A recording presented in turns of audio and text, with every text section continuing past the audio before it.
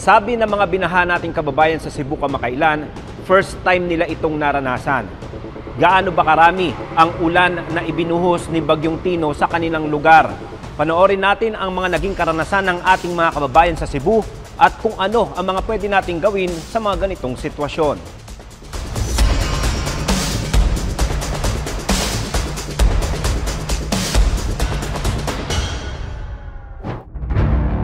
Sa Pilipinas, sanay na tayo sa ulan. Pero noong November 4, hindi basta ulan ang bumuhos, kundi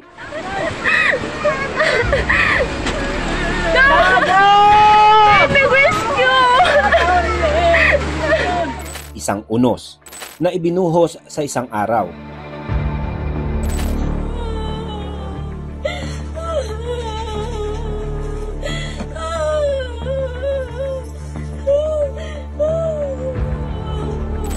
Ang pangalang nagpalubog sa Cebu,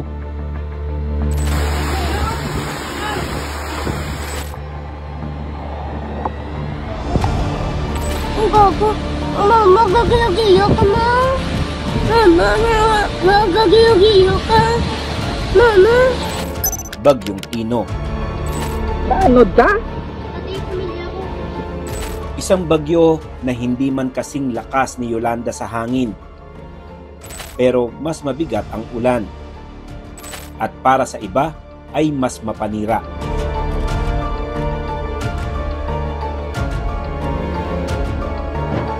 Noong November 2, 2025, isang low pressure area sa silangan ng Visayas ang mabilis na lumakas. Sa loob ng ilang oras, naging tropical storm si Tino. Kilala rin bilang may international name na Kalmegi. Ayon sa Pag-asa, lalakas ito sa loob ng magdamag. Taglay ang hangin na 155 kilometers per hour. Yung total na ulan sa buwan ng Nobyembre sa loob ng 1 year, bali ganito po kasi yan, yung climatological normal, kino-compute natin yan. Halimbawa, from 1991, yung total amount ng rainfall na na-receive nun sa buwan ng Nobyembre, tapos yung 1992, yung total amount ng rainfall from November, buong Nobyembre, and then yung susunod na year hanggang sa year 2020, i-average natin yon at ayun yung 131 millimeters. Climatological average, ibig sabihin, sa loob ng, yun talaga yung pinaka-amount na total na nare-receive ng station natin sa Mactan for month of November. Buong buwan na po yun. Ibig sabihin, ang ulan na dapat ibinuhos sa loob ng 30 araw, ibinuhos ni Tino sa loob lamang ng 24 na oras.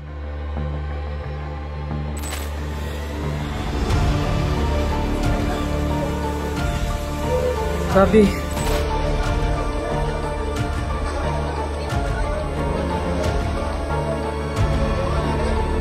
Bandang hating gabi ng November 4, tumama ang mata ni Tino sa Silago, Southern Leyte. Ang paligid ng mata ng bagyo ang nagtataglay ng pinakamalakas na hangin. Pero sa Cebu City at karatig lugar, kahit hindi dinaanan ng mismong sentro, ramdam ang bawat patak ng ulan. Ayon sa datos, may isa sa bawat 20 na tsansa o 5% probability na umulan ng ganoon kalakas sa isang taon. Pero nangyari, hindi po kami taga doon. Nag-evacuate lang po kami doon kasi yung bahay namin is malapit lang sa dagat. So pumunta kami doon kasi malayo doon sa dagat. Hindi po namin alam na bumabaha. Tapos lumalaki na yung baha. Hindi po namin inaasahan na ganun ang mangyayari kasi po marami na pong bagyong dumaan. Tapos hindi po nangyayari yung ganun. Mula Mandaue hanggang Lapu-Lapu City, ang mga kalsada ay naging ilog. Sitwasyon. Atensyon sa LTO Liloan. Madamog rescue boat dire sa Colorado 2 kay daghan kay mga tao ron nakatrap sa mga atop. Ikinumpara ng iba si Tino kay Yolanda, pero magkaiba sila.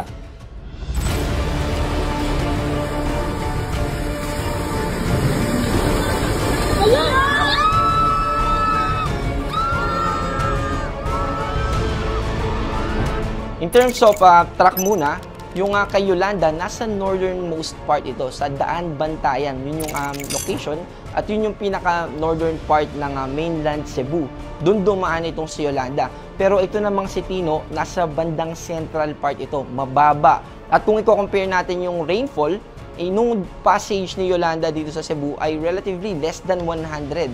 Yung nakita natin, less than 100 millimeters for the 3 days yun. 7, 8, 9 ng Nobyembre nung taong 2013. At ito namang si Tino, sa loob lamang ng isang araw, yung passage niya, dahil may kabagalan din itong si Tino, ay talagang nag-concentrate yung pag-ulan. At doon naman umabot ng 183 millimeters na pag-ulan yung ating naranasan dito sa ating station sa Mactan. Noong 2013, 3 araw na pag-ulan ni Yolanda ay mas mababa sa 100 millimeters. Si Tino, 180 millimeters sa isang araw. At dito nakita ang ibang klase ng panganib. Hindi hangin, kundi ulan. So mas marami pong ulan dinala si Tino kumpara kay Yolanda? Yes, opo. Tama po yun. Mas maraming ulan na dinala itong si Bagyong Tino kaysa dun sa passage ni Yolanda.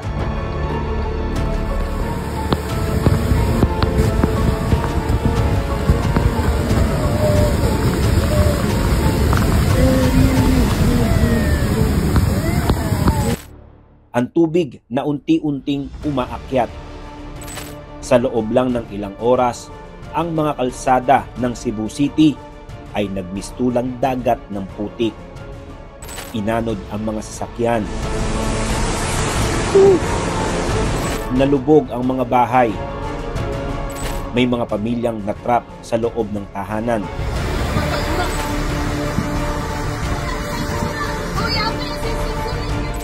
At maraming residente ang napilitang umakyat sa bubungan. At may mga buhay na biglang naglaho sa malabong tubig ng baha.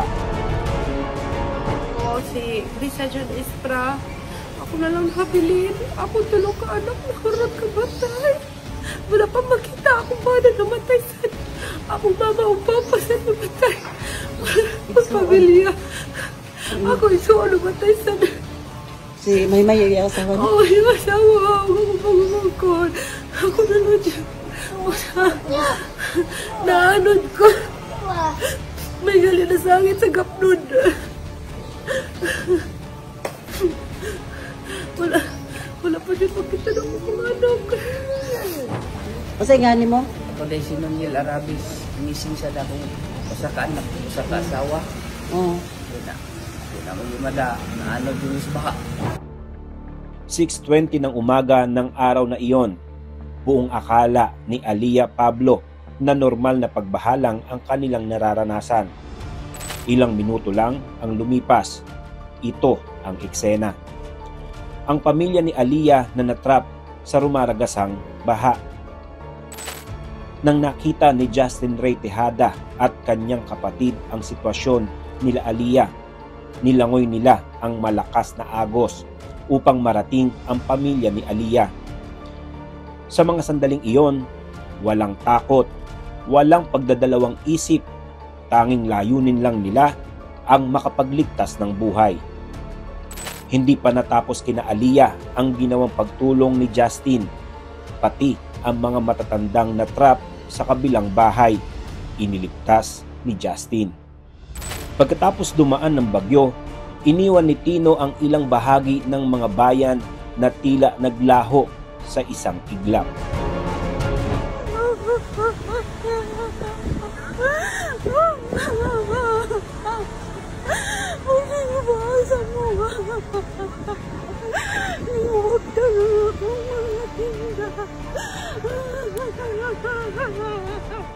Maluoy ang taon mo na mo dire. Among mga bata, way tubig, way may makaon.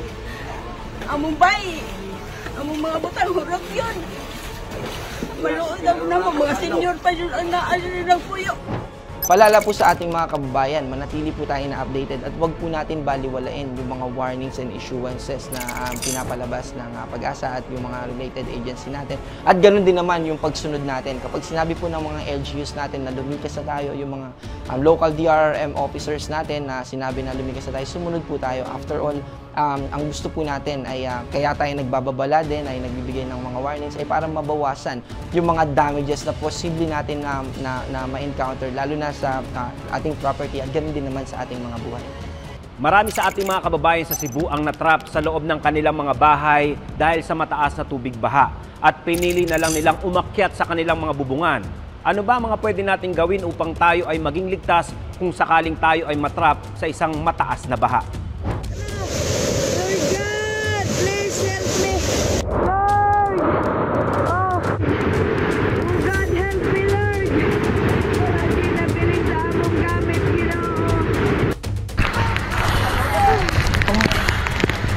Alam.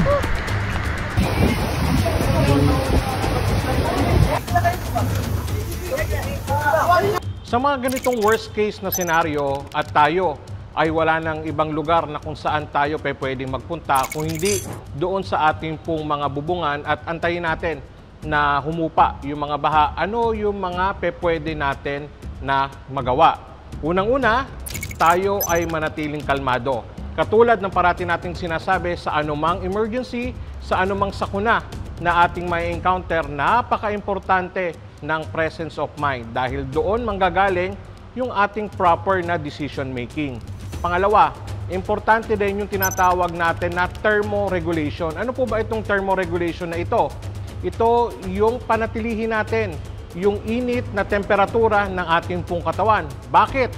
Dahil iwasan natin at iniiwasan natin na bumaba yung ating temperatura.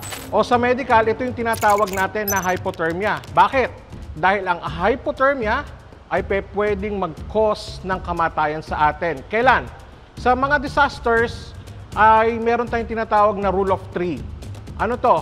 3 hours na tayo ay nasa isang extreme na environment, masyadong malamig, maaari tayong mamatay. Kaya sa mga ganitong sitwasyon, maulan, basa yung ating katawan, so maaaring bumaba yung ating temperatura. At magandang bahagi ng ating mga go bag is yung tinatawag natin na thermal blanket. So ito yung isa na dapat nalaman ng ating pong go bag. Yung tinatawag natin na thermal blanket. So ito ay maraming pangalan. Rescue blanket, thermal blanket, space blanket. So maraming katawagan. Ano man ang katawagan dito, iisa ang purpose nito. Mapanatili na mainit ang temperatura ng atin pong katawan. So ito ay simple lang. Ibinabalot natin sa atin pong katawan. And sa mga sitwasyon na wala tayong available na thermal blanket, ano yung mga pwede nating alternative? Meron tayong kapote. So sa mga sitwasyon na wala tayong available na thermal blanket, ano po yung pwede nating gamitin? So yung atin pong mga kapote. Kaya kung makikita po ninyo, doon po sa laman ng aking pong go bag ay meron akong kapote.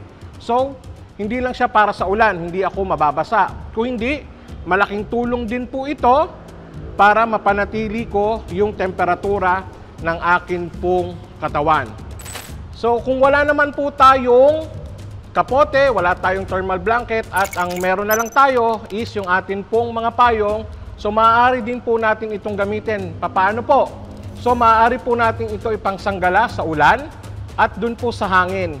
Kahit papaano ay mababawasan niya po yung hangin, no temperatura na atin pong nararamdaman.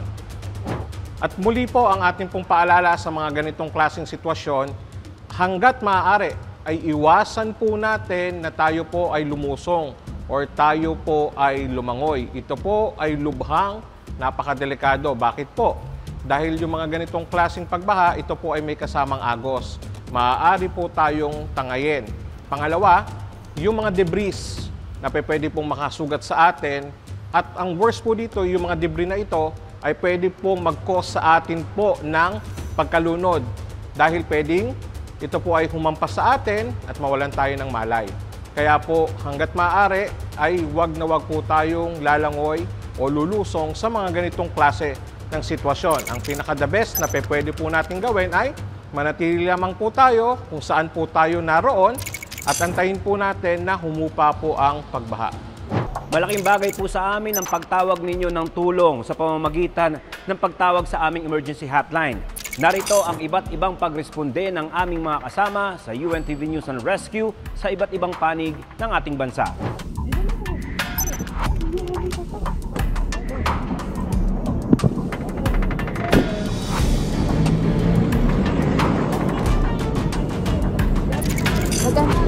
Magandang hapon po.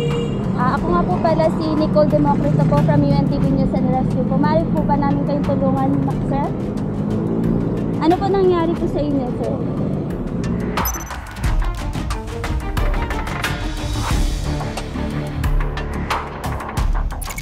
Ano po kami, nagmamaraan po kami. Kasi Sige po. medyo pako-pako yung daan eh. Eh, siyempre. Magkakilala po kayong dalawa. Po kami, galing po kami hospital eh. Ano eh. Sa isang motor lang po kayo. Okay po. Sige po, sir. Sir, pwede po namin kayo i-assist, sir? Wait lang po. Kalma lang po kayo, sir. Tulungan po namin kayo. Kaya niyo po bang gumalaw? Hindi na masakit eh. Okay, sir. Paki-assist po. Tumama po ba yung ulo ninyo, sir? Hindi naman po. Yung likod niyo po. Saan po yung may ano po? Dito po. Pwede po namin i-assist po, sir. Wait lang po ah.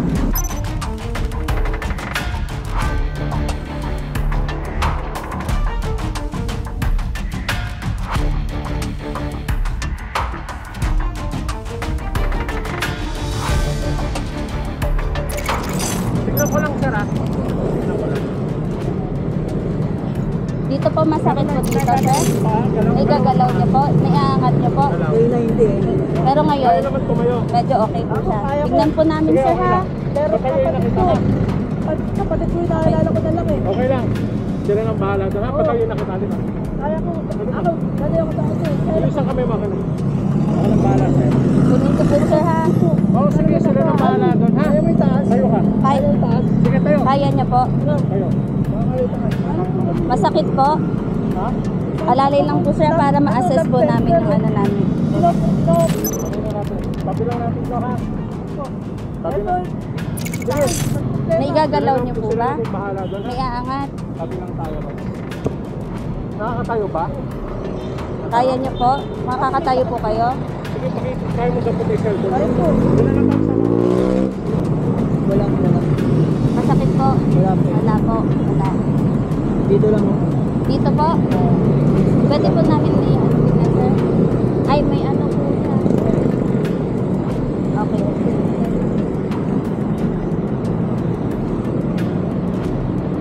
Pag-fit mo ngayon dyan niya. Pag-fit mo. Sir, masakit po dito. Dito po. Dito po. Dito po. Wala. Bigas.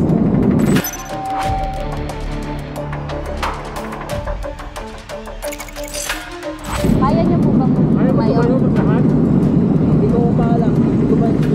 Pero ito po, masakit. Sobrang sakit po. Gaano po kasakit? Kaya yung kung alam namin siya, stretcher na. Alalayan ko lang. Sige po ah. Sige po.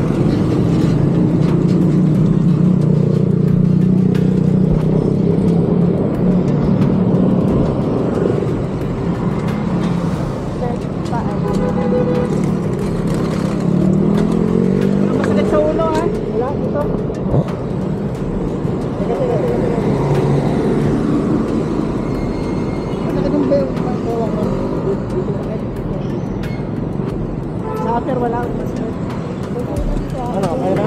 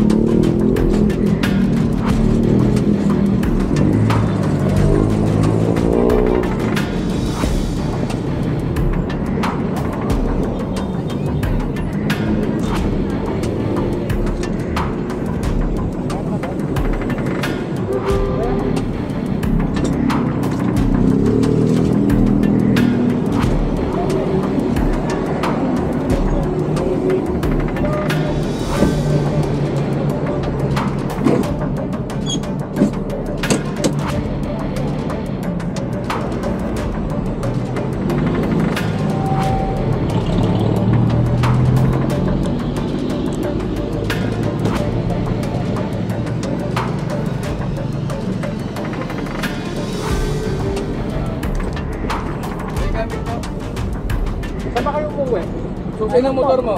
Nandun po sa motor po. Nasa motor po. Bali sir, dadalhin kayo sa medical dito sa may sa mga... Sir, paalam po namin kayo ng vital sign. Dito po. Kapit po yun. Tapos may kamag-anak kayo na pwedeng... Tinawagan ko na nga po kuya ko. Saan mo galing? Ay, tatawagan pa po ko. Okay, tawagan. Sige, pasunurin mo na lang dahil Pag dito. importante naman ginagawa ng malay, ha? Ikutin natin, okay lang. 92 SPO2. Ito, masakit. Ito.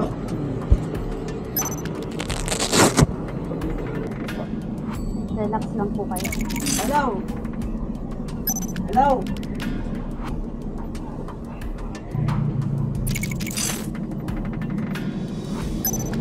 Relax nyo lang po kami.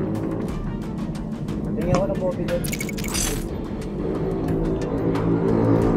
130/9. Sir, wag din po matutulog sir ha.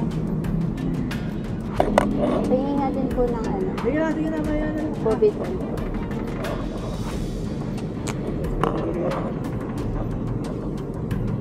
Magpalpit ka na.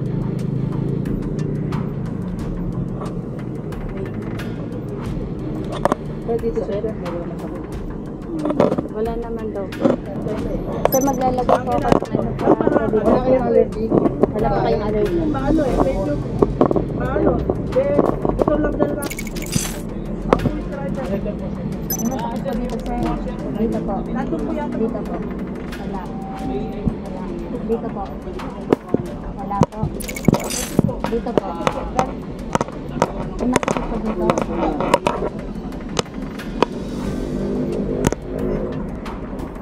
Naigagalaw niyo naman po yung paa niyo, sir. Nararamdaman niyo po ito. Dito po. Okay naman po dito. Dito po, walang masakit. Dito po. Medical legal?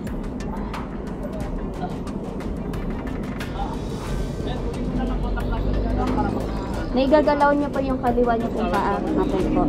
Nararamdaman niyo din po dito. Tumama po ito pagbagsak niyo. Ilang taon na po kayo, sir? 34? Hello po. Opo, sa UNTV News and Rescue po ito. Kami po yung gumagamot po sa kapatid po niyo. Dadalhin po namin sa Quezon City General Hospital. Doon po kayo dumiretso po, kuya. Opo, kailangan po kasi may mag-assist po sa kanila. Ano pong klaseng sakit po yung nararamdaman niyo? Parang tinutusok or ano po?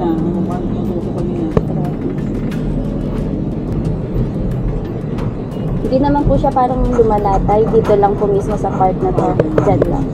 Hindi ka nahihilo, sir? Hindi naman po kayo ng ano lang. Masakit ang ulo niyo. Hanggang ngayon po masakit po siya. Hindi ba ito, diba? Matuwal, parang gano'n. Ito lang po. Saka yung nasa gilid, yung magnet. Hanggang ngayon din po.